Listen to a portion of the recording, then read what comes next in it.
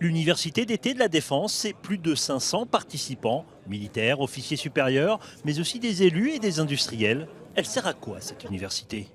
Ça sert à se comprendre, ça sert à s'informer, ça sert à passer des messages, ça sert à mieux travailler ensuite, à la fois en voyant, ce que le ministère des Armées français, fait et prépare pour l'avenir, en entendant, par exemple, les inquiétudes des industriels sur le Brexit. C'est un moment nécessaire pour pouvoir discuter, rencontrer tous les acteurs de l'environnement de la défense, les militaires bien sûr, les officiers qui travaillent sur les programmes, les industriels et puis voilà, nos collègues aussi sénateurs et parlementaires.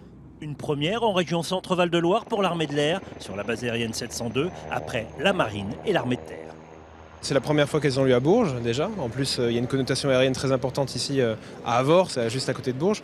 Donc évidemment, c'est très important et je pense que c'est très représentatif d'aller dans des régions, d'organiser ça pour montrer que tout ne se passe pas à Paris, qu'il y a aussi beaucoup d'activités locales et des forces qui sont présentes pour des missions très importantes en région.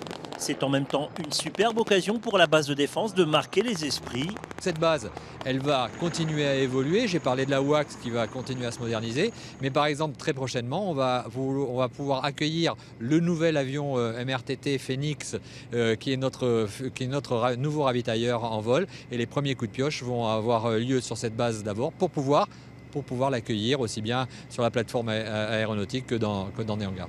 2 jours d'ateliers et de démonstrations très réalistes pour découvrir les tigres, lynx et griffons, sans oublier les rafales et autres A400M.